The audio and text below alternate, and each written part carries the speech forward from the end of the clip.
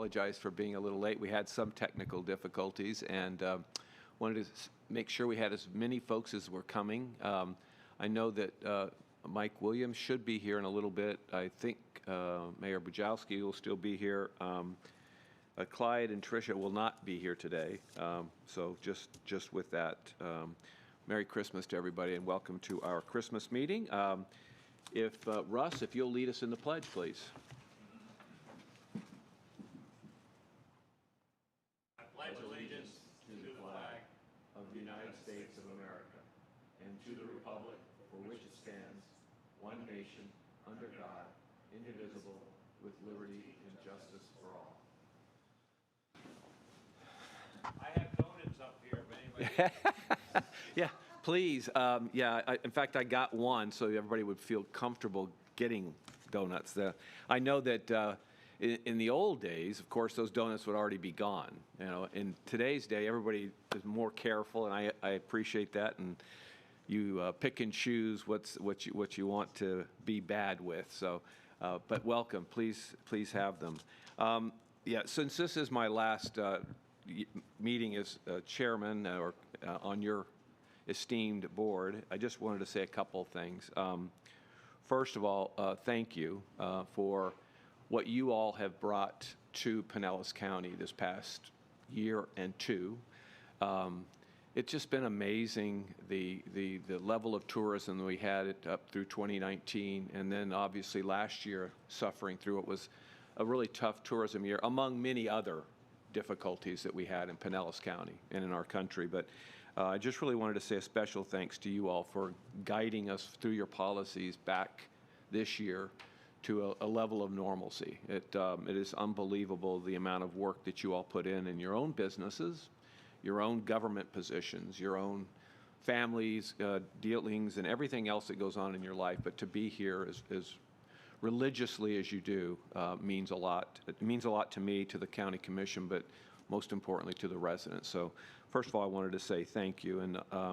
And then on behalf of my family and behalf of the 7 reindeer at the courthouse, and that would be Commissioner Seal and Commissioner Gerard and Commissioner Justice, who will be here next month, obviously as the chair, Commissioner Flowers and Commissioner Peters and Commissioner Long. Merry Christmas to you all and to your families, and a blessed holiday. Certainly, it's hopefully all of your traditions will be back to normal this year, and I know it was such a difficult Christmas holiday season last year. I know it was in our family. But anyway, I wish you all a very safe New Year's. I thought I was going to be late this morning, but we had our real estate management group and our human services group led an effort to collect 58 bicycles this year, and we were at the courthouse with a little ceremony. And again, all of you give back to your communities, and I know that through your businesses, through your churches, whoever you give it through.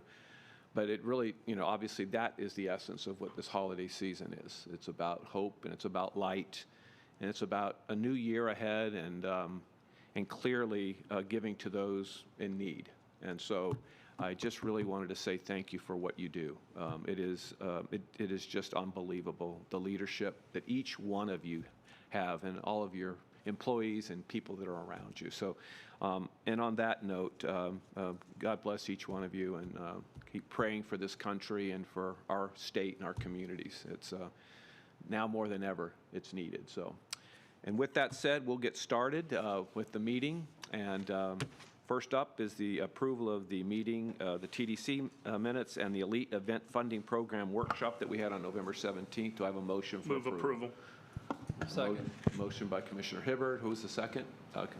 Chuck Prather on the second. All in favor? Oh, excuse me. Yep. Mr. Chair, I'm sorry. There was one grammatical correction on page 3 of the minutes, and it was, this was when we were talking about elite events. If you go down where it says the application will be reviewed directly by the TDC, and the staff shall be more involved in the process, and we'll get into that when we talk about elite events a little bit later today. I just wanted to make that notation there. With that substantive change from Steve, make that amendment. All in favor, say aye. Aye. Any opposed? Motion carries unanimously. And we'll move to public comments. Nope, I'm getting the no sign, no public comments. And we'll go right into the elite event guidelines review. Steve? Thank you, Mr. Chair. And I thought last month's meeting was very productive when it came down to elite events and some of the discussion that we had. We went through, and when I say we, that our team, but also Mr. Zoss, actually went through all the notes that we had and said, okay, how do we wrap all of this changes into the guidelines? And the document that we provided to each of you really is the red line changes that we're proposing. And again, for today, I want to just have additional discussion to make sure we're on the right target, and then we'll bring this back in January for official vote, on the guidelines. Anyway, we took all of this, made these changes, which I think will make this a better process in the end, taking into the number of comments that you had. And Mr. Zoss, I hope I'm okay with asking you if you could just summarize some of the key things that are in here, and then I can go in depth on some of those items. Sure, I'll do my best. What we did was, as Steve noted, was try to synthesize all the information. We got the different viewpoints and input, and trying to gain some efficiencies and streamline the process but also keep the transparency and the criteria that had been previously developed. So what we did was suggested we have sent out the red line that hopefully captures all of those, the input from the group, from the TDC, when it was last discussed previously. And basically the biggest change would be, some of it is just cleanup and some of it's just language that really doesn't add anything to the process in and of itself. But obviously we can have that discussion as far as any other comments. But the biggest changes there was a struggle with how do you define cultural heritage and how do you rename it. And then it kind of hit us as a group that, well, you don't need to really name it. There's categories, the other categories don't have names. So as long as the criteria is there, it might be better not to kind of pigeonhole yourselves. So keep it just a category with certain criteria, and whatever falls in there otherwise. So that was one of the suggestions, because there was a lot of struggle as to how do you define cultural heritage, and do we expand it, do we rename it? And the consensus was, why have a name for that specific category anyway? The other major change was the process involving the elite event subcommittee kind of review that used to happen, where now, as opposed to it going to that group initially and then coming back to the TDC for yet another look with those same members as well, is going to go basically the application process will open, applicants will submit their applications, VSPC staff will look at them in consultation with their ad agency, I believe, that's going to, whoever it happens to be at that time, to evaluate these things. I will certainly look at them from the as far as legal parameters to make sure everything's compliant. And then they will come forward as a group, the VSPC staff, with a recommendation to the entire TDC. Obviously, you guys will have copies of the applications as well, and you're obviously at that point able to discuss them and to accept the recommendations, modify the recommendations, have a discussion, and that recommendation is also going to note the groups that didn't, in their estimation, warrant funding when they applied the criteria, and then that's obviously up for discussion as well. The TDC can vote at that point as to whether wholesale accept the recommendations from the from the VSPC staff, or whatever modifications that ultimately will go up to the BCC, who will then have the opportunity to fully vet these as well. So that pretty much is, I think, the essence of the major changes to it. And with that, I'll turn it back over to Stephen for discussion and obviously any questions. Yeah, Mayor Grayson. Thank you, Mr. Chair. I actually have 4 questions under the funding categories and eligibility section. Would you like me to take them one at a time or just go over all 4? If you want a response from Steve or anybody, pause and see if there's any. Okay. First one is in category 1. It talks about the events must be broadcast on national television. Given that there's been a shift, I mean, from broadcast network to there's cable, there's streaming services, does the term broadcast on national television, is that meant to be inclusive of all of those mediums, or is it only something that's broadcast on, the regular major network, broadcast network, ABC, NBC, CBS, Fox? Thoughts? That is a great question, of one that I will write down and say, and just check with the agency, but I think the intent is that you're getting visibility outside this area in a major way. Okay. And I do know that there are streaming services. Take an example, you have NBC as a major channel, right, but then you've got Peacock, which is their streaming service. And yet they both reach a national, if not worldwide, audience. That's right. Just in a different capacity. But we can clarify that further. Great. Second question, it's in categories 1, 2, and 3.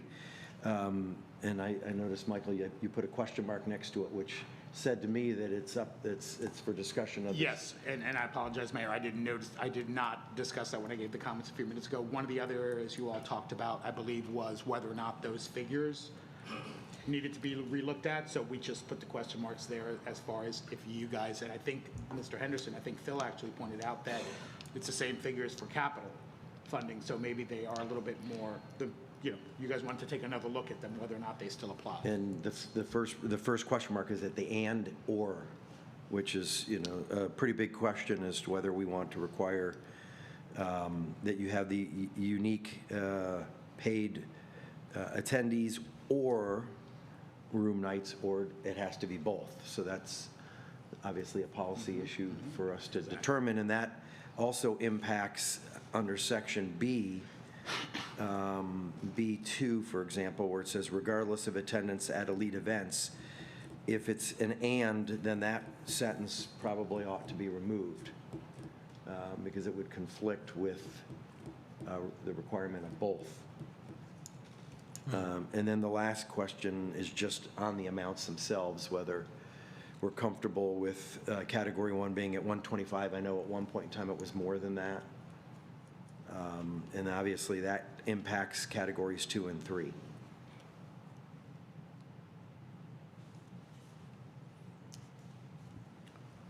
Okay. Go ahead, Steve. You want to comment first?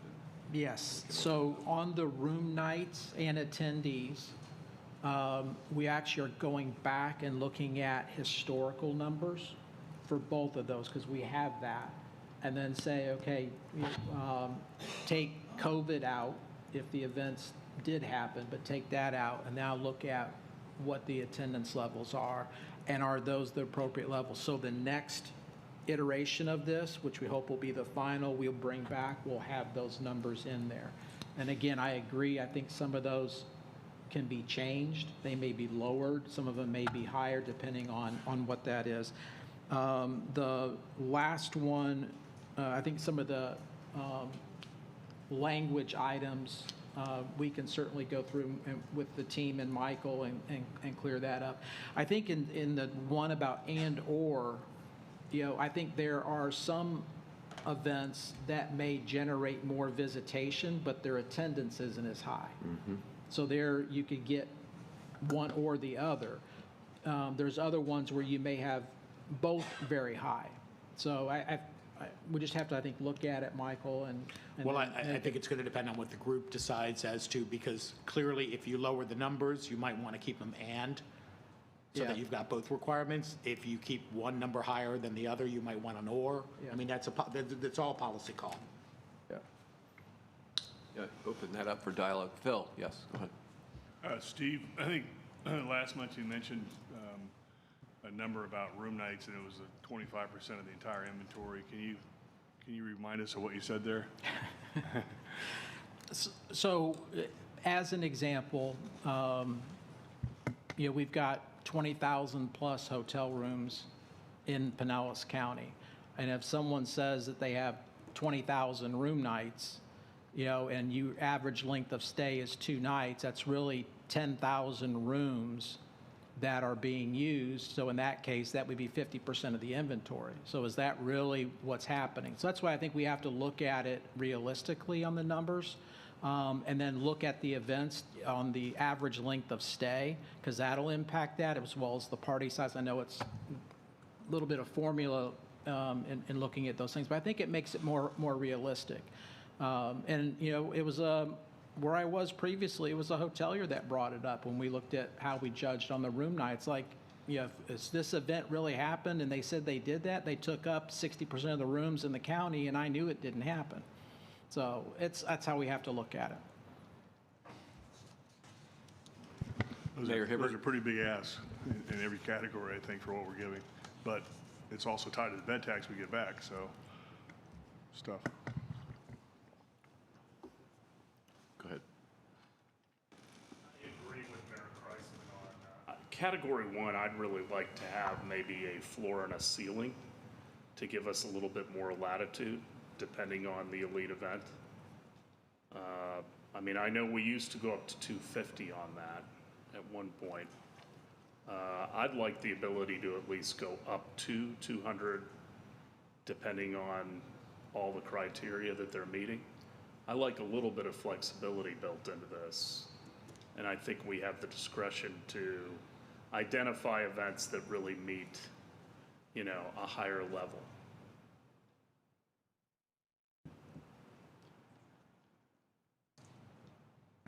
I don't want to mess with 2 through 5, but 1 I really would like to see. And we may never have one, but I think we ought to increase that. Russ? I agree with both mayors. That's probably saying when you agree with 2 mayors, that's what happens. That's what happens. Well, yeah, but one's going out, so that just took care of that sound. But anyway, I agree in looking at it. We've always had trouble with the room nights, and I think that Steve has brought up, and you're in the right direction to study that, to justify it. Even getting studies done and data and everything, we've always had problems with that. And I think the idea of the amount, especially in Category 1, is something we need to consider. We've been there, and it's always the intent of the marketing is where it drives that decision on how much we do and all. And I think that maybe we got conservative the last time or two around that. Now that we need to look at the other way, it's really the marketing is what the value is in whatever the event is. And some of the events that we don't support like we should be supporting. And there may be some others the other way. So I think the leeway that the mayor said also is certainly a good way of doing it. Anybody else? Yeah, I guess I would just ask a couple things. One, I guess we have a budget each year for these in total dollars, right, Steve? Mm-hmm. Yes, sir. So when we start the process, here's the amount you have total. So if we're going up in some categories, we may end up having to cut back in others, and we understand that cause and effect. I mean, we have to stand under a total for all of these categories. Yeah, there is Mr. Chair, there is a up to amount total. Was it? 2 million. So 2 million. In So the if plan. we were to go through in our budget and say we're going to allocate 2 million, the up to amount, but we only get applications in for 1.5, we're below that. If it goes above the 2 million, then we've got to make adjustments from there. Okay. And each year, obviously, advisory to the county commission who, depending on budget situations for the year, could adjust that as well. Yes, sir. Okay. And the other thing is I'll rely on your all's experience. I mean, if we go, let's just say we went to 200,000 instead of 125, does that mean that you, when that special event comes up, that you kind of gravitate to the 200 just because it's a great event and that's the most we can give? Or do you just kind of, do we always defer to that highest number just because it is, and I'm just asking based on experience that you all have? I would say maybe years ago, it was a little bit like that, but I think we're very much more conscious of the value of the marketing side, and that needs to drive the decision, whether it's 100 or 200, is are we getting another $80,000 in marketing? And I think that has to be addressed in it, maybe. More important than room nights and everything else, I Okay. think. I tend to agree. Did you have something, Mayor? Well, I mean, I look at, now that Mike's even here, I mean, I look at Valspar, which is on 4 days. That's a heck of a lot of coverage for the region. That is different from some of the other events that we have. I mean, the Grand Prix, I know they're not submitting right now, but, you know, that's an event that I think is at that threshold. And as I recall from Jim's report last time, we haven't gotten even close to spending this budget. Right. Now, I'm not looking to spend it just to spend it, but I still think we ought to have the latitude, should the right event come along, that we're funding higher than $125,000. Okay. Thank you, Mayor. And one other thing, I mean, what happens if, you know, with Super Bowl, that's a completely separate issue, right? Or if a Final Four came here or something like that, that we can do off the books, correct? We did this last year. Yeah, off the books, meaning not with these guidelines. Yeah. And I know what you meant, Mayor. Mayor Kreisman. Yeah, I want to agree with Russ and Frank on this. I think you guys both hit it. I mean, you look at Valspar, and that's 4 days of television coverage, initially on Golf Channel, and then it switches over to NBC. And so you're talking about an incredible marketing value for even $200,000. The Grand Prix is another example of that, where you know, the preliminary races are typically on cable or streaming, with the main race on NBC Network. And again, if we tried to buy that time for $200,000, we wouldn't even come close to what we get. So I do think you look at what are we getting, and what is that event giving us, and does it justify the full amount? I think it's something this board is capable of distinguishing. And Mayor Hibbard, your comment with just Category 1 adjustment is really just addressing that super elite event, not necessarily all the subcategories that don't rise. If they rise to a super elite event, they're going to be in Category 1. Yeah, I kind of agree with that. Yeah, Phil. Can I suggest, going along with what they're saying, that we actually add another category and make Category 1 up to 200,000 with the same parameters that Category 1 has now, and then put in a Category 2 that would be up to 125,000 for 25,000 attendees and or 10,000 room nights. Category 3, 75,000 up to 75,000 with 15,000 attendees and or 5,000 room nights. Category 4, up to 25,000 for 10,000 room nights. I'm sorry, 10,000 attendees and 2,500 room nights. And Category 5, up to 25,000 for 20,000 attendees. So you're not only adding one, but you're also adjusting. I'm adding one, adjusting creating number 2, and adjusting 3 and 4 based on Mr. Hayes' comment about room nights. Yeah, I mean, I certainly understand. I don't know about the specific numbers. I mean, I really can't speak to. I do agree with the concept of what you raised, Frank, and what Mayor Kreisman raised, especially with regards to Category 1. And I do like I mean, I think, some of these, the and is important.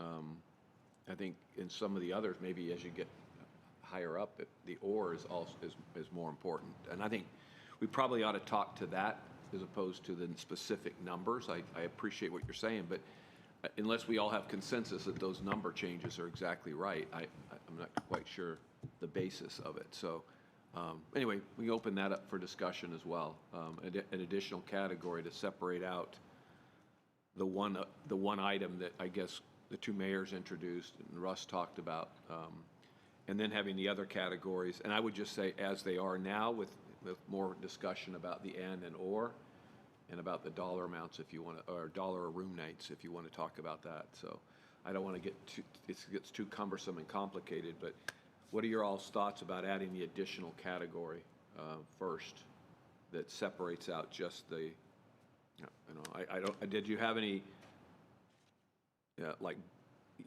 minimal levels? Is it the 50,000 or, and I'm sorry? you added a new category for $200,000. The category would be Category 1, as the mayors and Mr. Kimball suggested that we have a category that would have up to 200,000, and have that Category 1 have the same requirements that Category 1 has right now, just raise the amount. So it'd But be now we go from and 200 or, and or. Bed nights and or. As it's edited here, and or, Which one? yeah. And And or. then, now you've got to spread from 200 all the way down to 75. So that's why I said we'll basically put in a 125 Category 2 and a 25 and or 10,000 room nights. Okay, but I think one of the questions that's being raised, Phil, is whether we say and in there, so both things have to be accomplished. Or No, do we, it's, or do we put I would, or? my suggestion would keep the edit that's already in there, and or. Okay. Okay. Which means or, right? I mean, it's not, it can't, yeah, we're either going to choose and, or we're going to choose or. Oh, I see what you're saying, yeah. Just so we have it, you have to do both thresholds or just one Yeah, of the if you two do, thresholds? if you say, Yep. I got you. Yeah, so. If you say or and you do both, then what? So. Yeah, I think I see what you're saying, or. Yeah. Any, I mean, I'm just trying to understand the significance of having an additional category there. Yes, Mike? Thank you.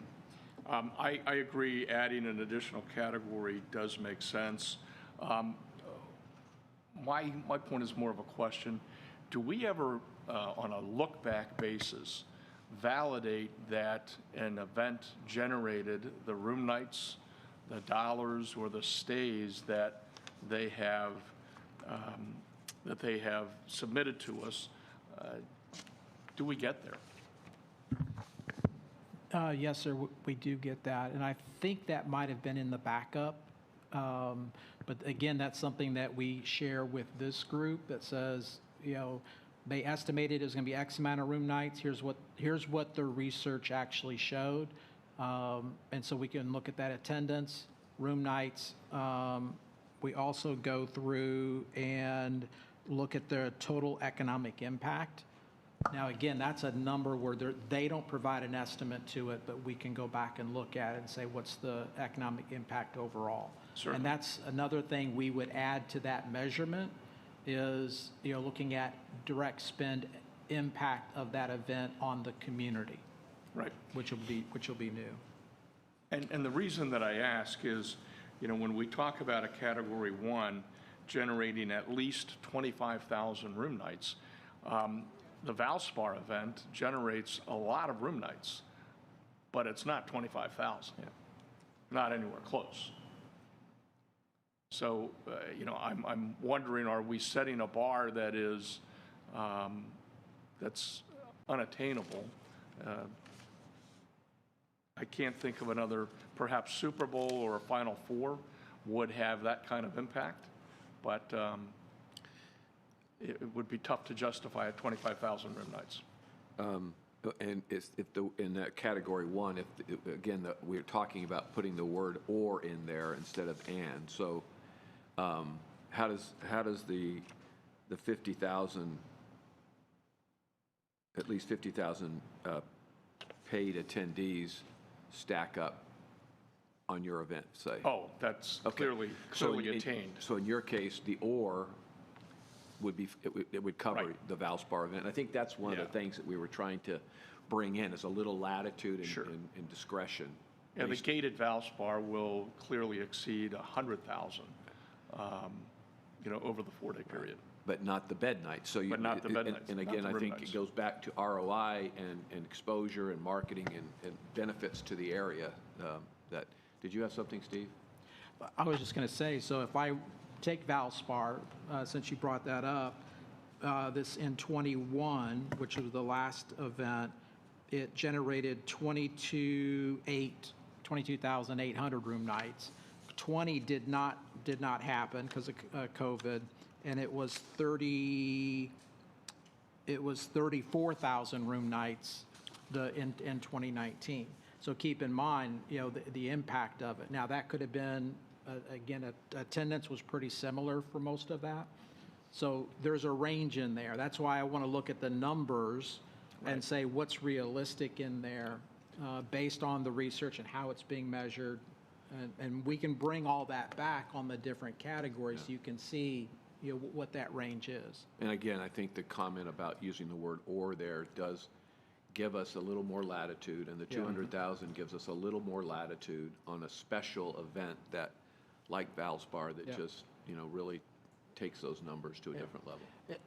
And if, Mr. Chair, if you might, and so for, I guess housekeeping is, Phil, going through on your suggestion of the different categories, is keep category 1 through 5 as it is, add a category at the top, and maybe call it super elite, or, come up with, a name. No, I'm seeing Michael shaking his head. A new category 1. Yeah. But I'm just, okay. I'll call it category 1A, 1B, or something, Yeah. whatever it is. I'm not, again. Mayor Hibbert? I appreciate Phil's comments. I don't think we need another category. I'm going to make a motion that we change category 1 to "or," and a range of $125,000 to $200,000 That covers. for those events. I think that addresses what we're trying to get across here on that elite event, that super elite event, having a little more, having a little more flexibility. Did you have a second? I'll second that. The Mayor Hibbert, Mayor Kreisman, motion and a second. Chuck, did you have a comment? Just, once again, Phil, I think the theory is right. We saw this year a group come in and not get funded, not because they weren't a worthy event, but they were in the wrong category, and therefore they didn't qualify. We saw it the year before when the Martin Luther King group came in, and they didn't qualify because they didn't meet the criteria because they were in the wrong category. So if we create another category, I'm worried that some super elite event, or not super, but currently defined as, and they go into the wrong category, then they don't get funded because they didn't necessarily qualify. So I think Mayor Hibbett's idea of just modifying to what Phil wants to see is the best idea. That way you're not potentially losing a categoried applicant. Does anybody else have any? Yes, Russ. I still would like to ask with this motion for Steve to review the room nights and the attendance, to bring him, after 20 years of these numbers, to come and see what's realistic and add to what the motion is when we meet again. That's so important, I believe, with it, and is necessary. Yeah, I think that's probably a good idea. And then, so at this point, until we get that review, and I don't know, Steve, we can have it for next month or not, but categories 2, 3, and 4, we just leave it "and." Is that what I'm hearing? And category 1 would be at the "or." Is that, or Mayor? Yeah, I'd like to, aside from seconding Mayor Hibbert's motion, I think category 2 is the only other one that probably ought to be an "or," and the rest would remain exactly as they are. It doesn't rise to the level of number 1, but it's still 75,000. If we're drawing 20,000 people in for an event, that may justify the 75. Wow, this is great. Okay, all right. Any other comments? Phil? I'm sorry, The only thing conflicting with that is that category 4 only requires 20,000 unique attendees, and they get 25,000. I agree with Mayor Kreisman. I'd like to see or in category 2. However, that makes it the same as category 4. Yeah, I mean, there is, It's a good point. yeah, latitude, I guess, but, And historically, we started out way back, very easy, and then it got out of hand, and then the Great Recession hit, and we cut it out. And then when we brought it back as elite, then we tightened it up a little bit, and then we got it really tight by taking out or and replacing it with and. And then we added the 20,000 for the category 4 for 25,000 for just 20,000 attendees without an and. And now we're talking about, and we've never hit the budget. We've never used all the money could have set aside with the plan. And now we're talking about loosening up again because of those reasons and because there are some bigger events that we probably should be funding. all right. That's where it's all going, but I just see this as a kind of a conflict. You say and in 2, which I'd like to do. I'm sorry, or in 2, which I'd like to do. Then everybody applying for category 4 moves up to category 2. Essentially, unless you lower that one.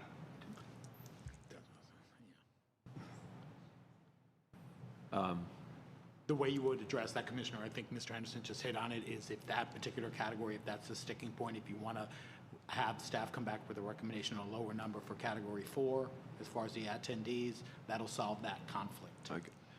And I think what we're going to look at are the attendance Yeah. things. I think that's, to your point, Russ, yeah, and room nights, both, so we can kind of, get a little more comfortable with what those implications are. So at this point, with the amendment on the table with an or on number 2 as well, and then we'll come back. We're not voting on the item today.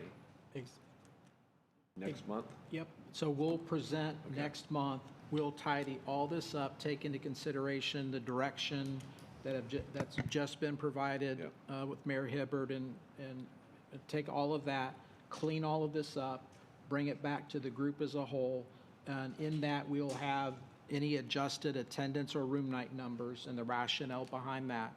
And then from there, you can actually go through and say, we're moving forward. And we just take a look one more time at all those categories and the thresholds and all of that, based on the information you pulled together. Yes, sir. Okay. Any other direction to Steve as he spends his Christmas day here doing this work? Yes, Mayor. One additional question, not on that category or section, but in section 5 under application process and review, right? Rating criteria, trying to get an understanding of item 2 on the marketing plan, where it talks about the value of the applicant's proposed marketing plan and the extent to which that plan exceeds the funding request. Where are you? I'm sorry. Under C2, rating criteria, Under the application process. under the application process on page 3 of 4. The way I'm reading that, and Michael may be able to clarify it, but it looks like if the marketing plan exceeds the amount that the organization is asking for, we're going to maybe score them higher. And I know that as we talked about last time, and Chuck raised this, as far as with the Grand Prix, for example, they stopped applying because what they were being asked to provide in marketing for the CVB was so much more than what they were getting in dollars. And so I'm trying to understand if we are scoring a group higher because they're offering more than we're going to give them in funding. Does that make sense?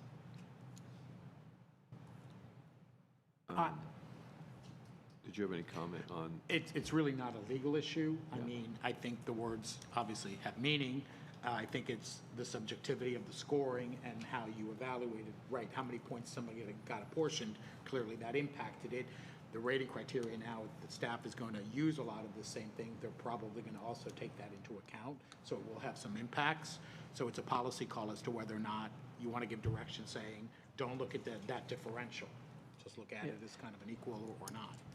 But right now, under the proposal, there are no points associated with, so it becomes, It's much more the staff looking at it as opposed to applying the criteria, but not necessarily allocating points.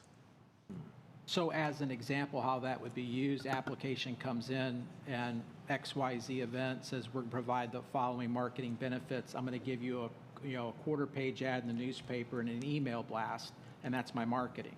Someone else comes in and says, I'm going to give you 3 TV spots. Oh, it's airing on national TV. Obviously you're going to look at the one, and say, wait a minute, they're really going beyond, in order to help on the marketing side. And that goes back to what Mr. Kimball said. Again, the marketing element, which is getting visibility for the destination as a whole. So hopefully, when we look at the applications, we're seeing robust marketing opportunities. This, I think, just says that, hey, we're going to look at it. Let's see if somebody's got something that goes above and beyond. yeah. I mean, I appreciate the success that the event has had, that looks at the money that we potentially have for them as not important based on, well, then they've gotten to where they need to be, I guess. Because, I mean, again, I don't want this 30-page document that has to be put together, but I think a reflection on what benefits they're bringing from a marketing standpoint, a minimum level of that makes some sense. But I do like, so the idea of not putting these point totals on here, Steve, and having staff review them, right? I mean, that's the idea. Okay. Anything else before we move on? Steve, anything that you need from us before? The only other thing I wanted to add, and again, it was in the categories, is creating a new event. And this would be something, again, to get, hopefully that they're, in our role as tourism development, if there are opportunities to help new events that are starting up, and a new event is we define as an event that has no prior hotel room nights or attendance history here in Pinellas County.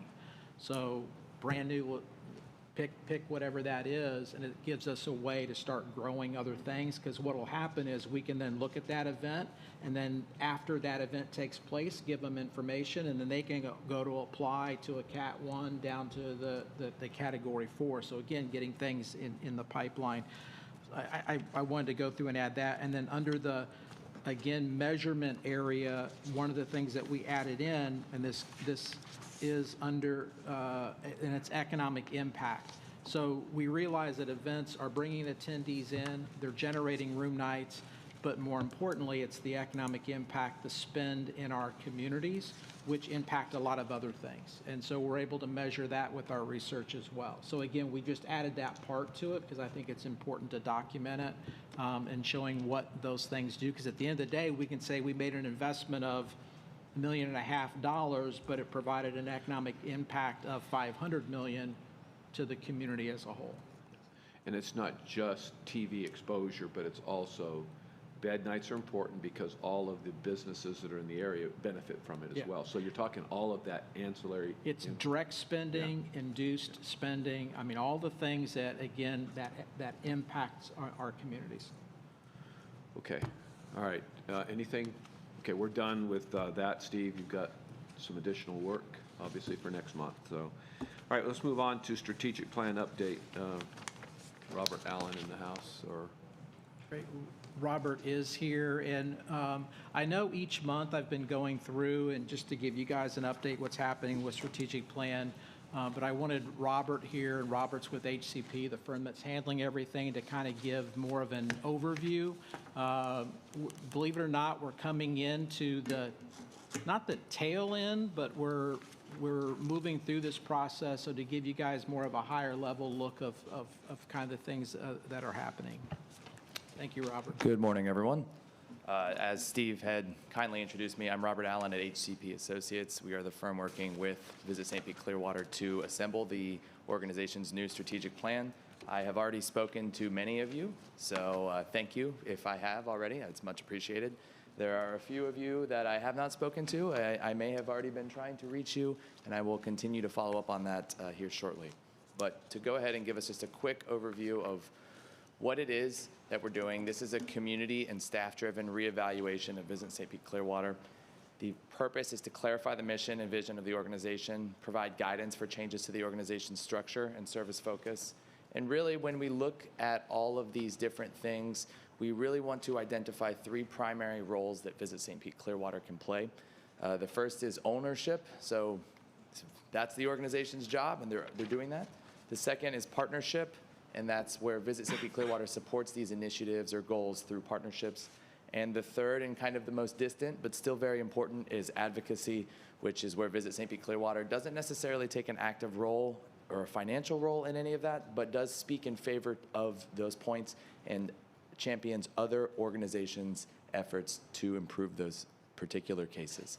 Of course, we want to make sure that we emphasize increasing the economic impact of each visitor, developing the assets of the region, increasing the economic benefits of tourism to the local community, and deepening partnerships across Pinellas County.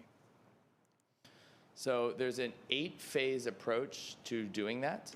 The first 4 are our data collection phases. We're very nearly done with each of them. The first is our stakeholder interviews, which again, many of you on the TDC have already participated in, and I thank you again for that. The second is an online stakeholder survey, which is designed to allow other stakeholders in the community. You know, we only have so much time for one-on-one interviews, so we want to make sure everyone is able to weigh in. That is what the purpose of that data collection avenue is. The third is the community sentiment survey. That is a telephonic survey to residents in Pinellas County. All of that data has actually been collected, and we should be almost done with the executive summary, I believe, by tomorrow. And then the last point is industry and visitor analysis. This is a little bit more of a secondary research task, looking at hotel data, looking at visitation data, looking at larger trends affecting tourism, things like Airbnbs, things like different ways that people are engaging with the tourist experience. I know that adventure tourism is very popular, pets are very popular, a lot of these new trends, and trying to identify how that fits into Pinellas County. So we're just about done with all of these, and we'll have all 4 data collection channels wrapped up by the end of this month. And then that will take us to our next, I'm trying to press the next button, and I am getting some sort of non-participation. Anybody in the back can help on this?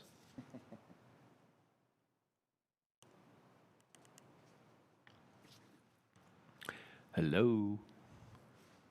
I think I broke it. Oh, they may be reloading it or something. Let's see.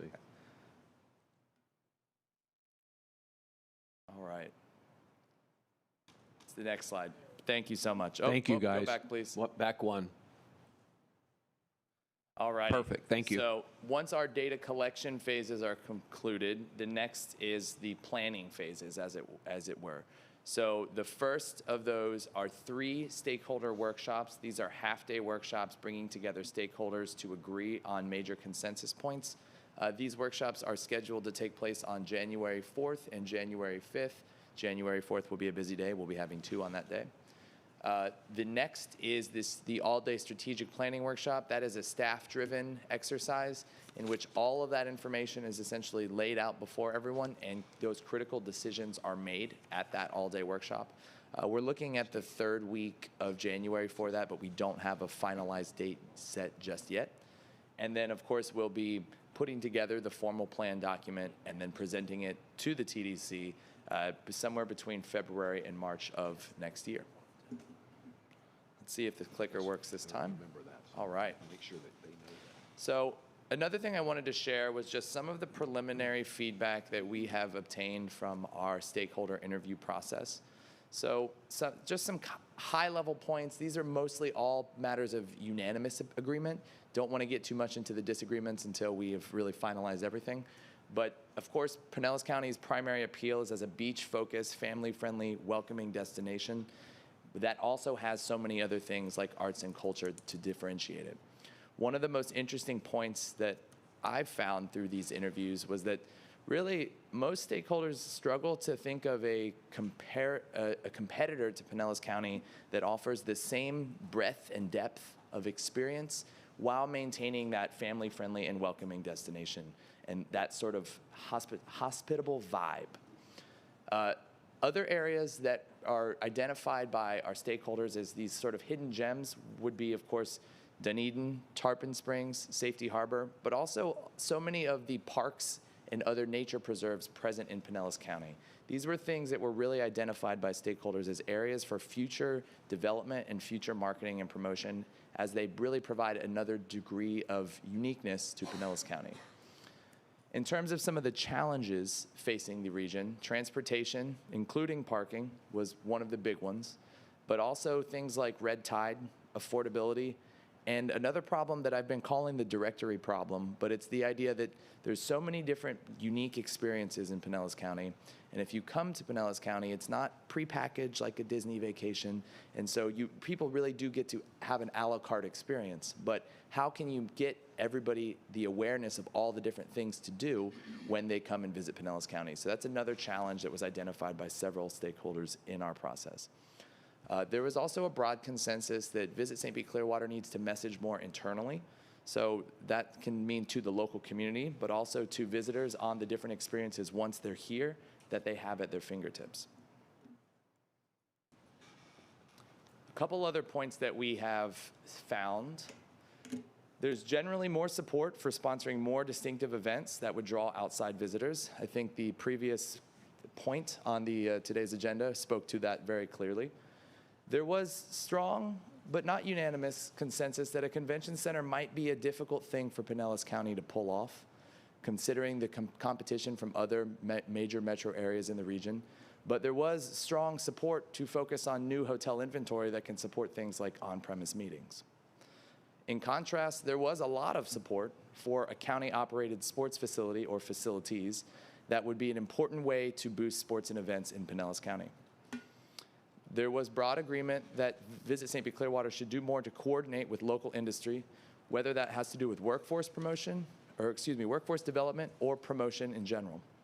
And although there were different opinions on capital and marketing use of TDC funding, there was broad agreement that at the end of the day, Visit St. Pete Clearwater still needs to sell itself. Although Pinellas County is a world-renowned beach, it does still need to be marketed. You have to maintain that base level of marketing.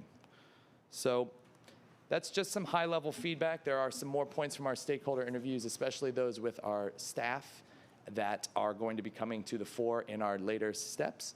But one thing I did want to point out is that we are still collecting data for our secondary stakeholder survey.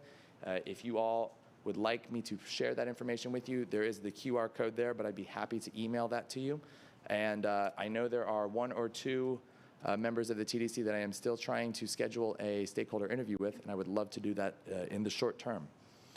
But I am now available for any questions that you all may have.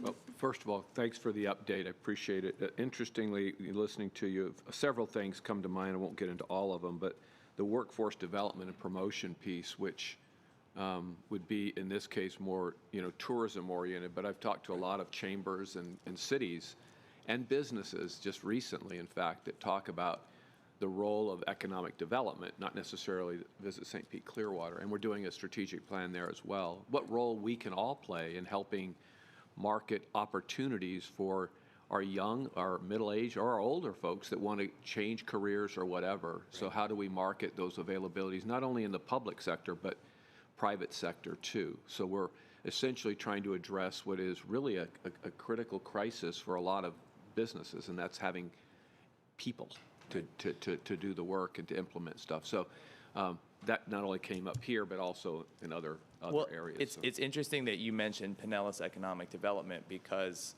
if there's one thing that I can say very definitively, it's the tourism promotion and economic development are increasingly intertwined. Mm-hmm. And really one of the new, if you look at what's very popular in economic development these days, it's this idea of lifestyle promotion.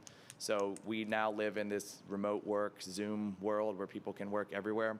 And at least people in these sort of extremely high-paying jobs like professional services, technology, et cetera, people are moving to places that they find to be appealing in the lifestyle component, like Pinellas County or even Tampa Bay more broadly.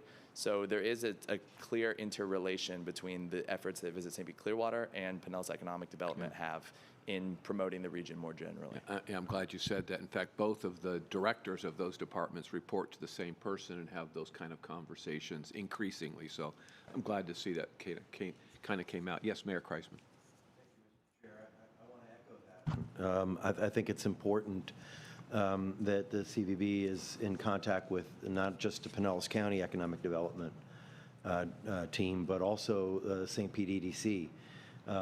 I've had a number of experiences over the last 8 years where I'll go to speak at something at a hotel, for example, and I'll have somebody come up to me and say, I came here, this is my second time here. I came here to visit the first time, fell in love with the area. I'm here the second time because I'm looking for a house and I'm moving my business here. So I think there is a real good opportunity for us to cross-promote, and we should look for expanding on those opportunities. Yeah, thank you, Mayor. Any other comments on the update? Yes, Steve. If I might, and I'm glad just on this topic, so let me suggest, and I didn't create this, it's other people have said it, but tourism is the first date. So this is a relationship world. And so someone coming here for a meeting, conference, vacation, visiting friends and family, they come down here the first time, they love it, they come back, they love it, the third time they come back, and now all of a sudden they're like, wait a minute, shouldn't I move there, move my business there? And so there's this chain of what we do. In a meeting yesterday out at Tampa International, and the EDC folks and the tourism folks are all there talking. And I love that Chris Steinacher with the St. Pete Chamber said, because of the messaging that we're doing out there in a Chicago, in a Boston, in a New York, in Atlanta, because you're doing that, people get awareness of this, and then it's generating interest on other things.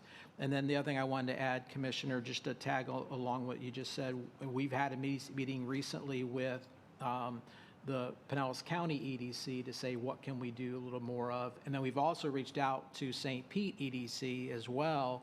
They reached out to us and said, hey, is there things that we could do together?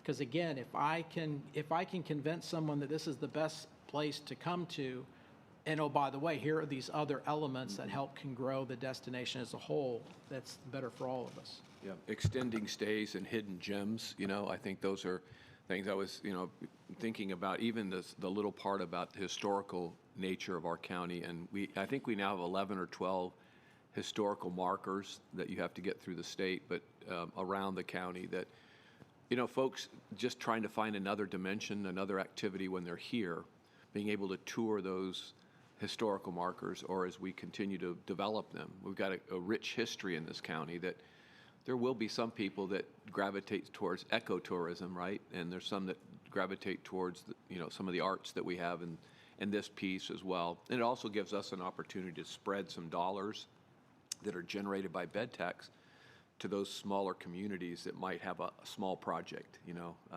I think of like Ridgecrest that had a historical designation there, and they were looking for some signage help for the community, and it might be $10,000.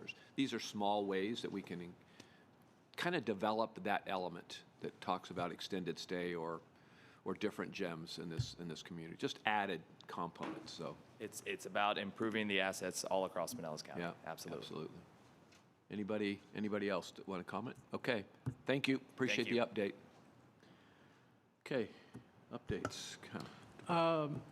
Real quickly, under department updates, last week we had a really good conversation about beach renourishment, a great presentation about what has been done currently.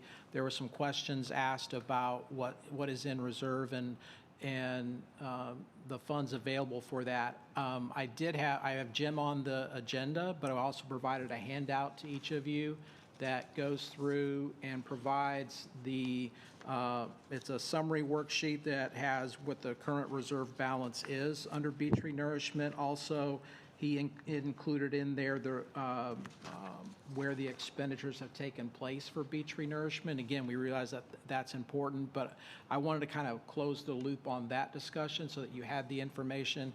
Jim's here if there's any other questions you guys might have related to that. But again, we know it's important. There's a healthy reserve that's there, but this provides the detail for each of you. Okay. Yeah, Mayor Hibbert? I was up in DC last week for Bill Horn's interment at Arlington and had an opportunity to meet with both of our senators. And Senator Rubio is involved in the beach renourishment. The fact that we need to get perpetual easements for part of that area is just, that's a Herculean, if not impossible task. And so our lobbyist, which also happens to be the counties, is doing some work to try to alleviate that issue with the Corps. Yeah, it is something that it's been ongoing now for a couple of years. I mean, probably longer than that. It's just kind of been, more, I guess, raised to a higher level of importance. These perpetual easements are absolutely ridiculous. There's no dollars that are being applied there, and they're saying, well, at some point along in history's time, if there was an ounce of sand put there from federal dollars, we're now asking for that perpetual. It doesn't make any sense. And I know those two senators have been working really hard. A couple of the congressmen here also have been working hard to try to, I guess getting through to the Army Corps is like breaking into Fort Knox. It's amazingly difficult to have these dialogues. But yeah, thank you, Mayor, for bringing that up. It's a really, really important issue for our beaches and so. Anything else on that? Any other questions on that? Yeah, Bill? Yeah, what we were discussing at the end of that topic last time was some of us were concerned that we budgeted so much based on the 0.5% guideline for beach nourishment, and then our overall TDT collections came in much higher, but we weren't allowed to put that extra amount into reserves because you can't allocate more than you budgeted. Right, Jim? Is that what the answer was? Yes, we appropriated a certain amount, and that's the amount that we transferred to the capital fund for the beach nourishment projects. And so what we were asking, was there any way that you could take those additional funds that you didn't budget and also earmark those for future beach nourishment? Should we ever get in the position where we don't have as much federal assistance and we need to do it, then we'd have that money there. And as you said, it's hard to get it back. My suggestion is if the TDC wishes to increase the FY23 request when they do their budget for FY23, increase the amount requested by the $1.7, $1.8 million difference between what was in the budget and what was actually collected, and then the BCC could approve that as part of the FY23 budget if that's the BCC's intention. We don't know the total collections for FY. We didn't know the FY21 collections until early November, right. Which is, it's too late at that point to make a budget amendment for FY 21. And there isn't a need to make the budget amendment for FY 22 because there's plenty of money in that fund. Right. So just do it as part of the budget process that we'll go through and whenever the budget meeting is. But when the budget is submitted by the CVB, they can include additional money to make up that difference. And then if the BCC approves it at that level, then that's the amount that'll be transferred in FY23. Okay, so hypothetically, the 40% goes to capital, beach nourishment is considered part of capital, but only get so much in reserves there, and the balance, whatever excess goes into the capital reserve as excess. And now we have all that extra to spend on capital projects, but we can't put it into beach nourishment unless we do something special to do that. Or should later on down the road, we have a beach nourishment issue, are we able to take some of those capital reserves and put it towards that, or are we strictly, You can use that 40% any way that the statute allows.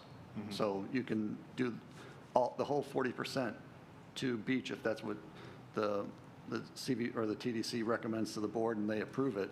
As long as it is allowable by Florida statute, we can do that. And the money that you're referring to, I'll call it the extra in FY21, that is part of the 40% reserves. So it's not being mixed with operating money. And, you know, that 40%, 60% split is a product of the plan, I believe. So, you know, that can be changed at any point. And, you know, in the past, we have used more than 40% of the way it is written is it's 40% of the current year's revenue is for capital, 60% is for beach, or is for operating.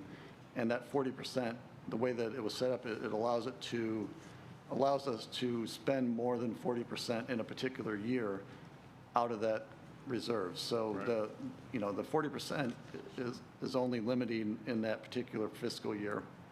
Because when we paid the Blue Jays for their stadium, we did it in a 3-year time period, and we were spending much more than 40%. So, you know, as long as it's allowed by statute, you know, and the BCC approves it, then we can set that amount at the level that we need to set it at. so really, as years go on, to earmark beach nourishment, we'd have to have 35% capital, 0.5% beach nourishment, and 60% to actually take those dollars and put it into beach nourishment for them to use.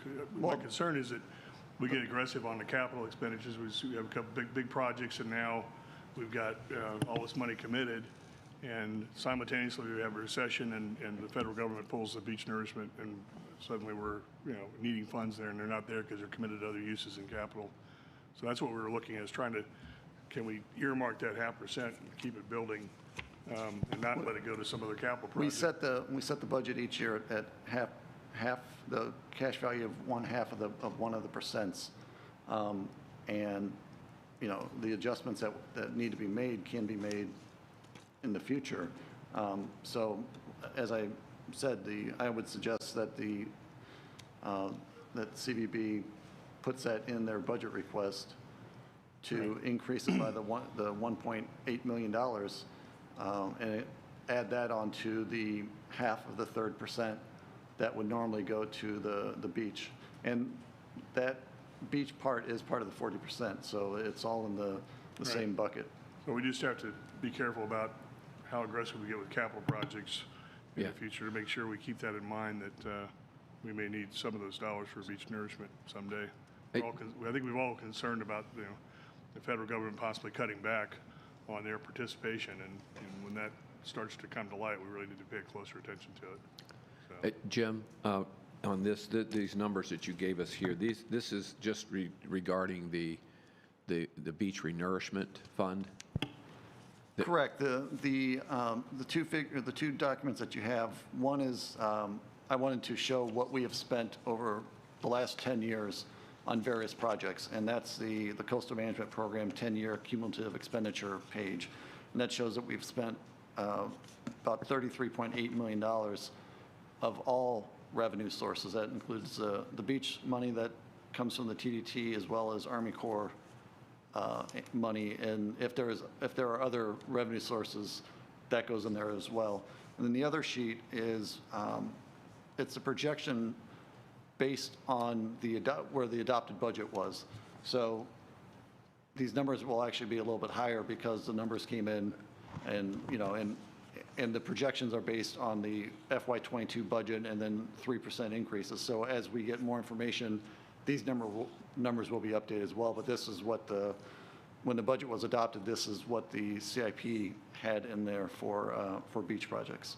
So there is additional reserves in the CIP that we have also that's not related to beach renourishment. Correct. The CIP has, it's much larger. It pays for all of the capital projects Right. of the county. This is just one small portion of this capital fund. So to the point, though, that if there was a change in policy at the federal level or not, there are other reserves that we can tap if we had to do that. I don't want talking about- I don't want to speak to whether the penny can be used for beach projects, because the penny, most funds, is pretty much the funding source for the capital fund. And, you know, as far as other beach money, the beach money that is available right now was, it looks like 27 million is what was in the capital fund that would be used for future beach projects. And then there are additional transfers on here, and that's money from the TDT fund. Right. The half of the 3%. What other money is available, I don't want to talk about that. No, I understand. I'm talking about the 40% of the bed tax that Correct. goes into capital side. Correct. There are capital reserves that are held in the Right. TDT fund that is for any capital projects that is eligible and the BCC decides to fund.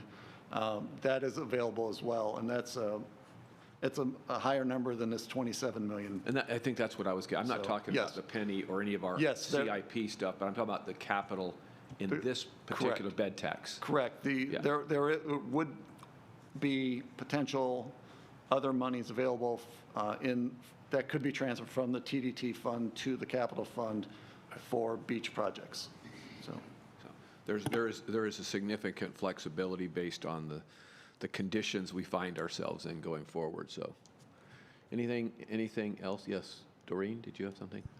So to clarify that, these additional funds, should they be needed in the future, is not something that the TDC would recommend or the CBB. It Good. would then strictly be something that the BOC would adjust in terms of budgeting or need. Is that, Yeah, well, I it's guess kind of a question. Yeah, I guess more than, and you can correct me, but really, ultimately, the BOCC will make the decisions. We recommend here, and we can recommend more monies from the bed tax capital side going towards our beach if we had to. I mean, we have categories, right? But we can, if we had to have a strong recommendation to the BOCC, there's flexibility, I believe, because certainly beach renourishment would qualify under state statute. correct. The ultimate, I mean, the TDC makes recommendations to the board, and the board ultimately decides what's in the CVB budget. And if they wanted to increase it over the half of the 3%, they could do that. There's money available, for one, and then two, they have the ability to do that because state statute says that as long as it's an allowable use, it can be used for that. And beach, you know, obviously is an allowable use of the TDT fund, or the TDT revenue. So back, excuse me, to Phil's point, when you have an excess of earnings, as we had in we had the 1.8 million, calling it excess, it would be required that it would be on an annual budget review recommendation that there was this extra money. It could be recommended that it be put towards beach nourishment, and that would be on an annual budget basis, as opposed to, you know, you're not committing a percentage of something that's going to fluctuate based on, you know, a bad year, so to speak. So, Phil, isn't that back to your point that you were trying to figure out if that excess?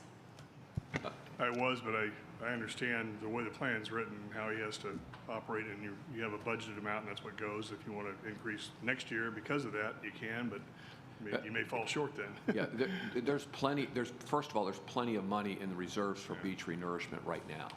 Yeah. And there are other dollars that are available to us through the bed tax under capital. If we decided to do that. That this yes. group could make a recommendation to up the number at any time, and the BOCC could respond. Yeah, they could agree or disagree. Right.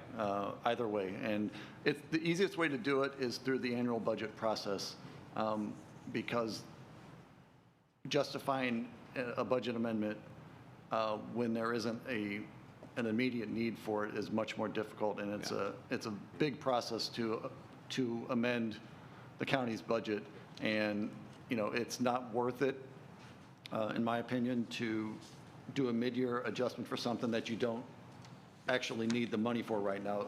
Eventually, yes, I don't want the money to not go there, but we have $27 million in there, and they're only anticipating using $3.6 million in FY22. So there isn't the need to have the cash on hand to get those projects done. Yeah.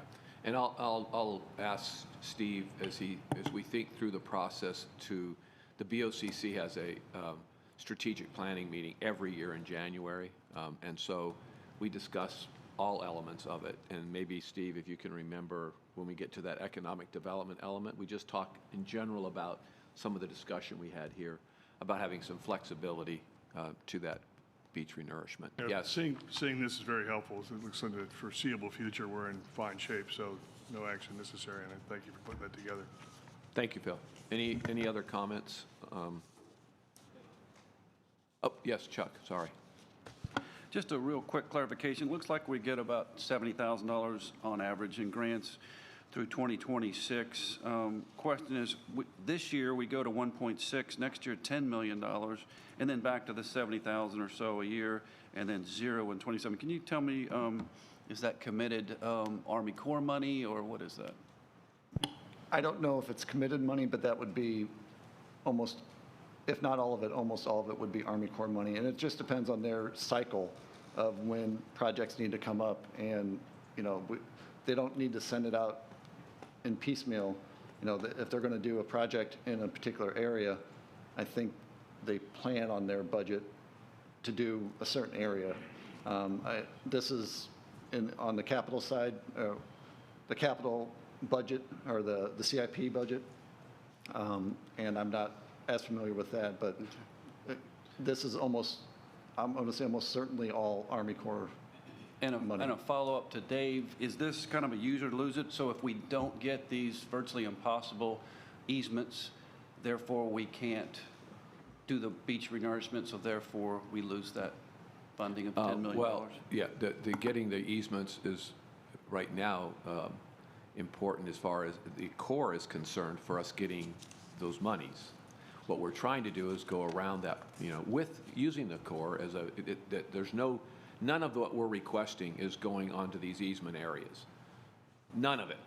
Some of it's going below the easement areas, perhaps, but not on the easement areas that they're asking for it, and it just doesn't make a darn bit of sense. So we're trying our best to drive home that point in the middle of a policy change that they've had that says, well, if you've ever done it and we didn't get easements then, we're asking for them now. That's kind of their thinking, and it just is really a distorted process that we're desperately trying to get around because our residents, they realize this, the nature of that request. This doesn't make sense. And though they're the first ones to protect the beaches, obviously, when needed, for crying out loud, not when not needed, and certainly not needed. So we're working hard on it, but it's a Herculean effort. We've got our senators involved, to what Mayor Hibbert said, and the congressmen involved as well. So anything else on this? Go ahead, Steve. Thank you, Mr. Chair. And again, Jim, thanks for the information. I know the council appreciates getting it and visually getting to see all of this. Next item would really go to my report and going to destination metrics. There we go, guys. So looking at the first slide is TDT collection. So we are in the start of a new fiscal year. Our October collections were $5.8 million compared to $3.4 million in 2019. So on the slide, you can see 2019, 2020, 21, and 22 numbers. The big black dot over October is the number for this past October. So we were up, I believe it was a good 60% over 2020. And then, I mean, yeah, over 2020 and some 40% up over 2019. So we have started the fiscal year off on a good note. Of course, the first thing everybody asks is, well, how'd you get to that? And if we go to the next slide, really it's made up of primarily from rate when it comes to hotels, a combination of rate as well as ADR, occupancy and ADR when it comes to vacation rentals. So if you look over hotel motel occupancy for October of 21, we were at 65% compared to 2019 at 66%. But look at the rate difference, an average of 158 a night compared to 130 a night in 2019. And I'll still continue to show 19 numbers until we get to an area where 2020 can be completely taken off, and we're just looking at 21. So, but I'll still keep showing those comparisons. And again, we'd show 19 because that was a record-breaking year. And these are calendar years, not budget years, Yeah. calendar. And then for vacation rental, again, the occupancy higher than it was in 2019, but also rate was higher as well. Again, as I was telling someone earlier today, looking at from the hotel side, and again, we look at both beach versus inland. And again, what that is, if it's inland, it's everything that is east of the intercoastal. If it is beach, it's everything west of the intercoastal. So you can see, again, from an occupancy standpoint, relatively the same, but the ADR is significantly higher. So again, just showing the comparison there. And again, this is something we started measuring the latter part of 2020. Visually showing, next slide, please. Visually showing, again, looking at lodging. The dotted line is 2020. The black line is for 21, and blue is 2019. This goes through the calendar year. As you can see, we had a tightening where again, occupancy is pretty much equal, up or above a couple of points depending on the different months. You go to the next slide. This will be look at occupancy for the vacation rentals. And then I did want to show the next slide looks at for vacation rentals, the ADR, and you can see the delta between 2019 and 2021. So again, hopefully that explains when you look at the large increase again that we had with TDT. It's again a combination of rate and occupancy for vacation rentals that's driving that. On the hotel side, it's been primarily driven by rate. The last slide, looking at visitor profile. In this case here, I've actually put in red where there was significant difference between the visitor profile from 21 to 2019. We saw significant differences in daily spend, with it being higher in 21. The decision time to arrival is still quite a bit lower than it was in 2019 at 55 days. The mean number of days at 2.9. The mean number of nights relatively close at 2.3. Those that stayed overnight still in the 40s, but lower in 2021. The other significant difference became in average income. 109,000 in October of 21 versus 85,000 in October of 19. In your packet, there is one item that is brand new, and I'm confident that in the January meeting we'll be able to dive into this one a little bit deeper. But on this, and it's put out through Zartico, and it's a new way for us to go back and look at visitors coming into the market. And this one, we're looking at the top 10 arrival markets for October. And not only do we look at it both overall, but also out of state, but we go through and we're able to document for the visitors coming from, let's say, Chicago, the percent that were day trip, those that were here for a long day trip, those that were here for an overnight stay, and a short trip. And Mayor Hibbard, this kind of goes back to something we were talking about people moving around.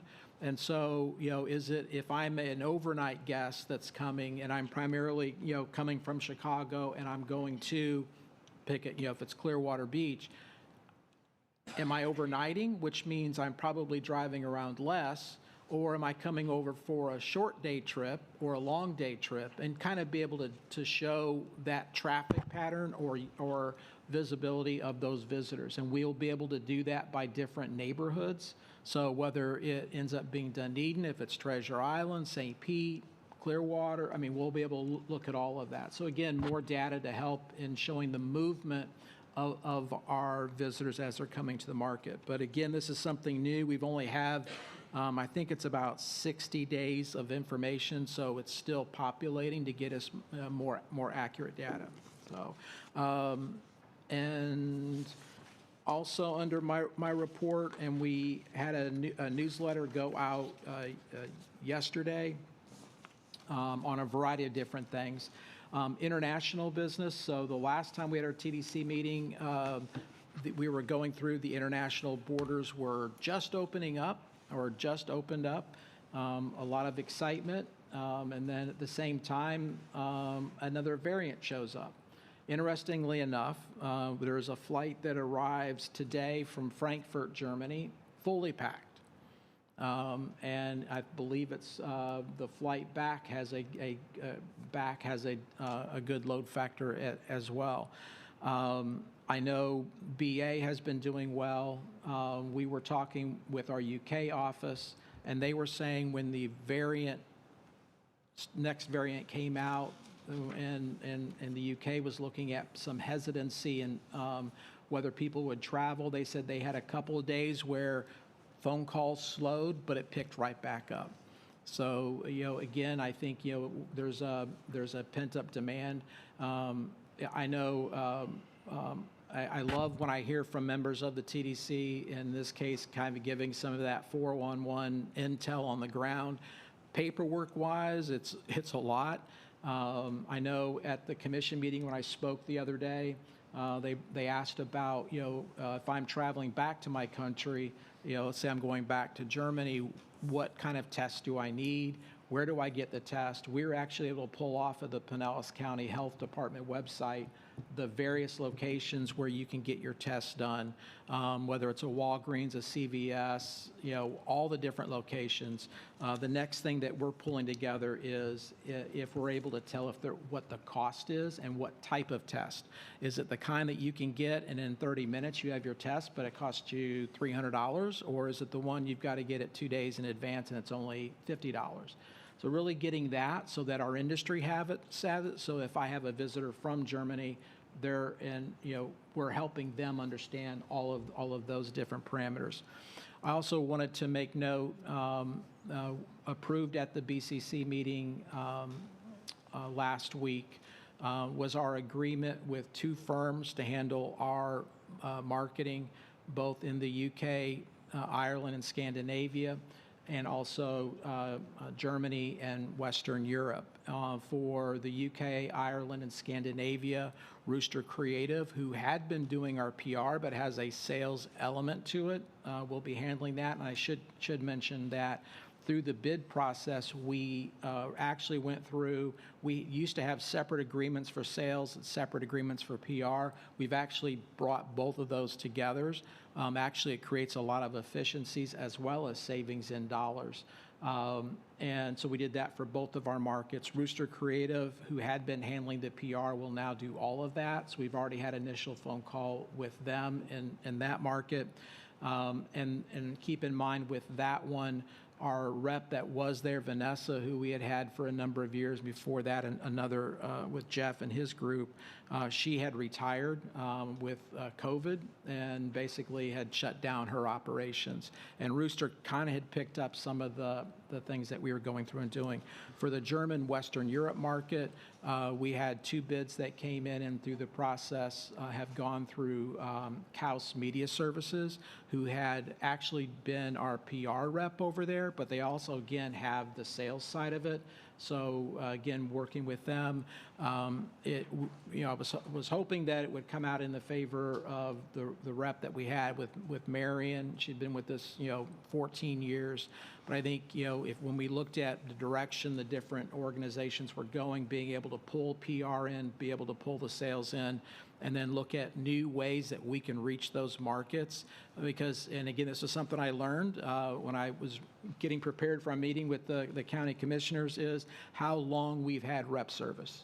And we're talking the early 80s. And, that's unheard of in the travel industry, given a major destination to have one that long. So keeping them and keeping that presence was critical. And that's all that I would have, sir. Any questions for Steve on his report? Yes, Russ. On Monday, I was with Joe Lopano and all, and I have not been in the airport for a couple of years now, and so much more they're doing, and now they're going to do an international building, I understand. I think in the spring they come here, don't they, for a report, and I guess maybe check and see if there's anybody else. I am. And I know I can do it. Anybody else interested in doing a tour of going there on some other day, not our meeting, but going over there and get a little bit, maybe a back of the house or a tour or whatever it is, and more in depth. He was inviting and said, hey, we could do this. And I'm going to do it. Maybe you could help us take the lead and see if there's anybody else interested. Yeah, and I would defer to our county attorney here just to, guide us through that process for. We'd have to notice us. it, right? Yeah, But we could. I'll look into the issue. It's been a while, but there are some sunshine law requirements we need to make sure we comply with. If you notice we'll it, get- though, right? Notice is probably one of the Yeah. easiest pieces to it. We'll have to look at the Oh. rest. Forget it. I'll go by myself. Good idea. I think it's No, a no, no. great idea, Russ. We'll look at it and get back and to maybe you. we can do it, so it's never easy. Doreen, did you have something? A couple of comments tying in, Steve, on the international report.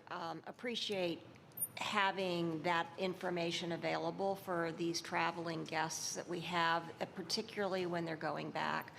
I'm finding, having had recent experience with UK and Denmark, it's a moving target because they don't know, and they're here.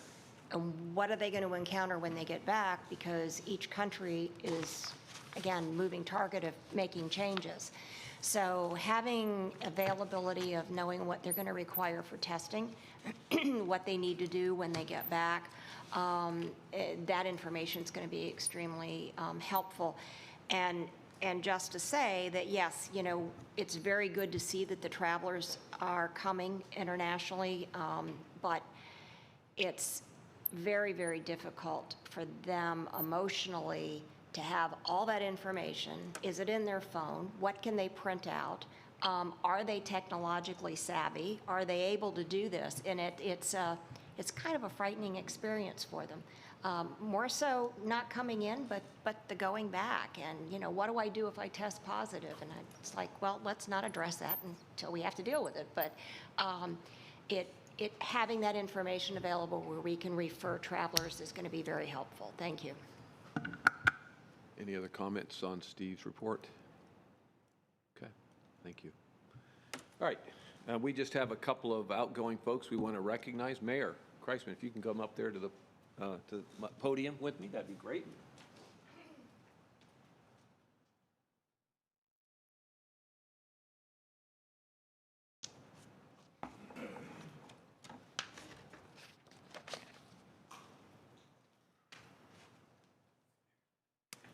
First of all, I just really wanted to say, obviously, Mayor Kreisman's going off our board, and he's termed out as mayor of St. Petersburg, and I don't ever really get an opportunity too often to say thank you for your service to not only Pinellas County, but specifically to St. Petersburg. Never a shortage of passion, direction for your city. Lord knows we've had our differences, but I can tell you they've been respectful. We've never really tried to make them that way publicly, but we've certainly shared some conversation over time. And to that end, I think my pastor on Sunday was talking about our group that leads our church. You know, you all have something special here where you can debate and discuss issues related to your church with respect. And I think that's really important that we try to keep doing that here at the local levels, because Lord knows it's tough at the national levels, et cetera. So I really appreciate all that you've done. Secondly, I wanted to say, I think it's really important, you have the flexibility, I know that, for the mayor of St. Petersburg to be here. And I know that that's not always possible, but it really makes a difference. St. Clearwater mayor's here, St. Petersburg mayor. Obviously, we have other mayors that can join us too, but having your presence here, I think, does make a difference. And then really appreciate that, I guess, additional sacrifice, because, you know, I know the time is of the essence for you, and you're busy in a lot of areas. So again, to you and to the St. Pete Council and everybody, thanks for having you here. And so for you, we have this. I'm going to give you a minute just to say a couple words if you would like, but it just says thank you, a huge thanks from the TDC and St. Pete Clearwater tourism community to Mayor Kreisman for his stewardship during this challenging year for Pinellas County's #1 employer, tourism. Nobody else is immersed in St. Pete Clearwater senses quite like you. So again, congratulations, and you can see little thing. So, and microphone is yours, Mayor. Thank you, Mr. Chair. And I'll echo your comments. I mean, we've worked together for a number of years, and I mean, you know, this is the way it is. You're never going to agree on everything, but it's always been respectful. And I think we've collaborated well over the years. To this body, it's been an honor to work with each of you.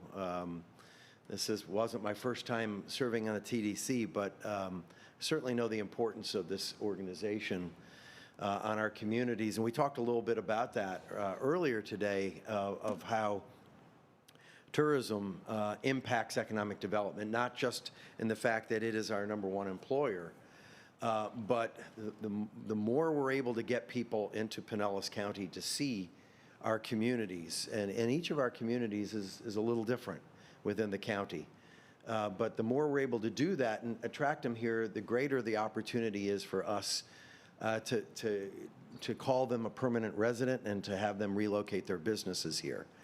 And so the work of this organization is incredibly important, will continue to be important, and I just appreciate how seriously each of you take your role on this board or on this council, and the work that this council does. It's been an honor to serve with y'all. Thank you.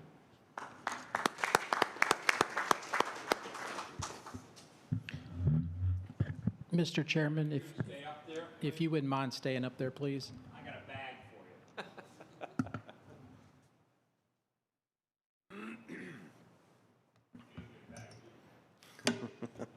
Oh yeah, I have a bag for the mayor over there. Oh, make sure I get it to him. Mine's for the chairman, so Oh, okay. Switch. you don't get the bag. Anyway,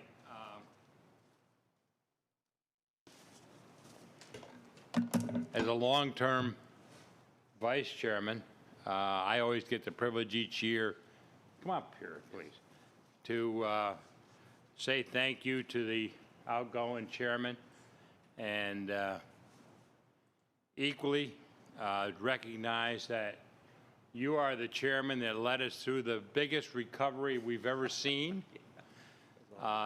We've never hit $73 million. The percentage of increase has been unbelievable, and you guide us through from a year ago of uncertainty to today of joy when you look at the numbers, and I think we're all optimistic about next year. And to also, I think that you have taken and helped us to drill down on things that we do year after year. And I think that a good example is we have a strategic plan being worked on, and what Robert talked about today is like, this is the right direction. We haven't done it before. And so I think it was during your administration. I think also reviewing the guidelines even more in depth than we've done in the past. Before, I think we've kind of tried to do it, but not to the same degree. I think also that as we look at it, and I've always had the pride in it that, as you say, we've never been, when you sit down at this group, parochial. It's always for the best for the whole county.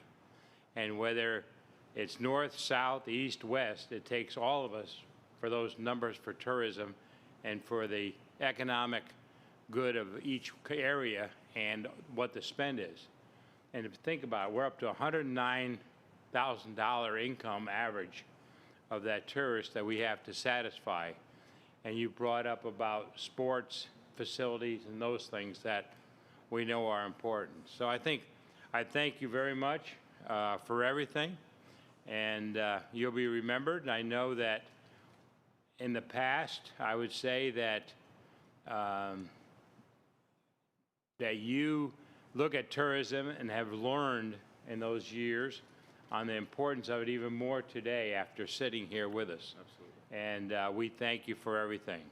So this says thank you, a huge thanks from the TDC and the St. Petersburg Clearwater tourism community to Dave Eggers for his leadership during the challenging year. For the Pinellas County #1 employer, tourism, nobody else is immersed in St. Petersburg Clearwater senses quite like you. Thank you very much. And on behalf of all of us here and the staff and our director, I thank you very much. Thank you. All right. Thank you so much. Thank you. Yeah, so I said a few comments at the beginning, so I won't belabor the point, but I really have been honored to be here and to be just a small part in 1 year of a continuing effort that goes on by you leaders. And I'm going to be gone from this board next month, but I will be more tunely aware of what you all are doing and listening better than I have in the past.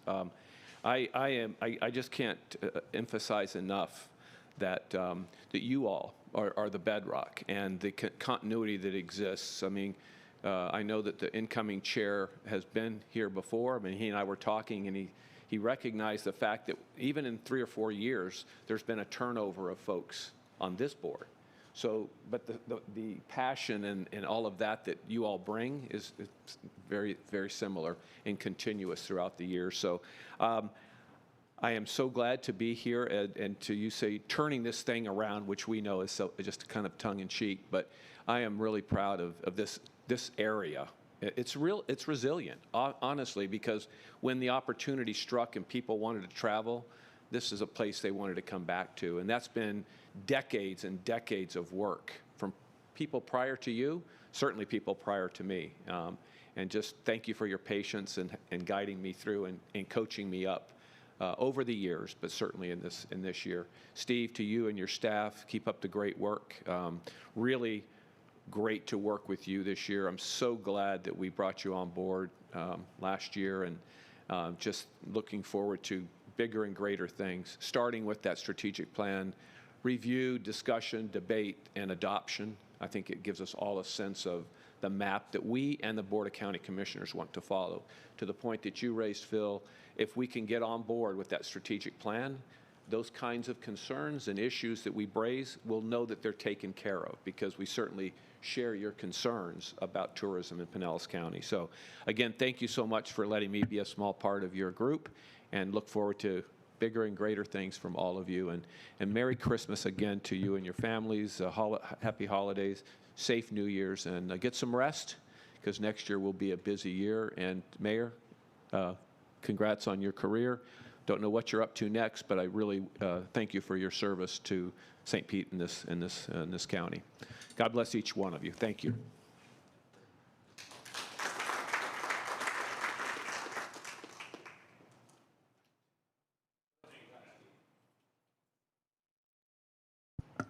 Great.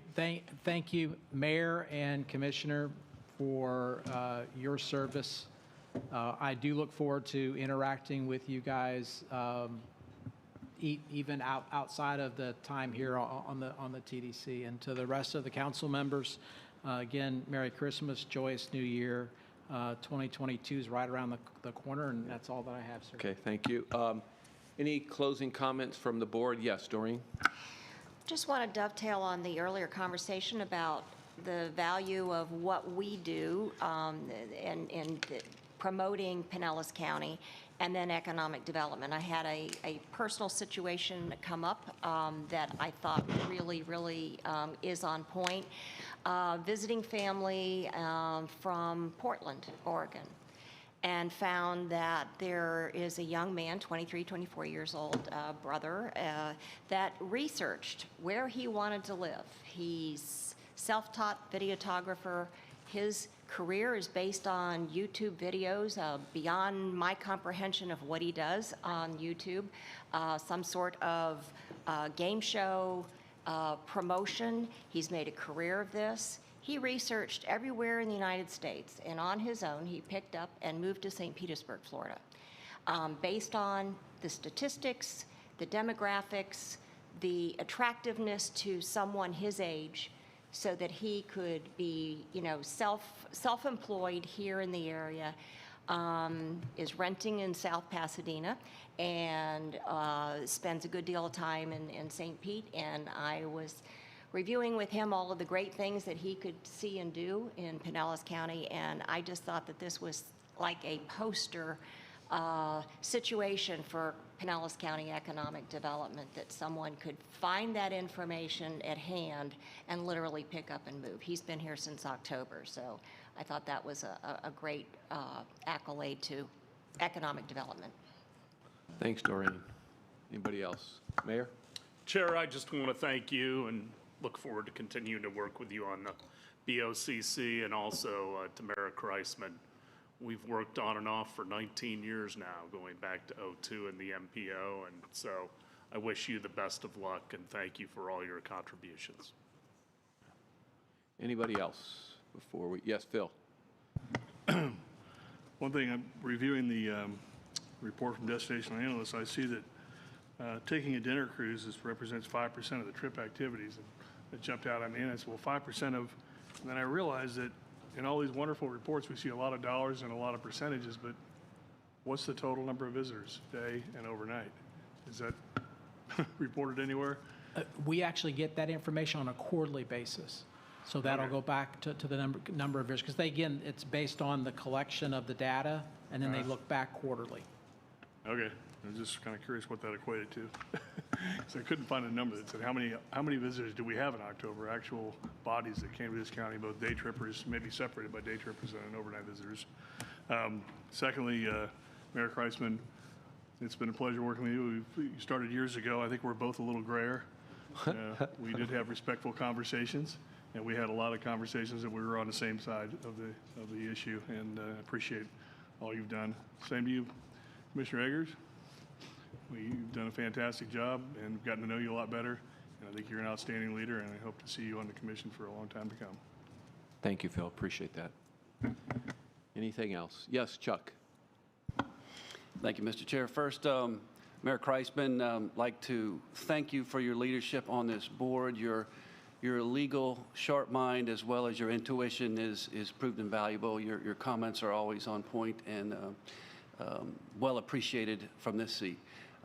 Your leadership in the city of St. Petersburg, people don't probably know this, but when he first came into mayor, he came to my business and sat down and was so helpful where I couldn't get help before. He's a great listener, great problem solver. So bringing that to this board, I certainly appreciate and I'm glad you were here.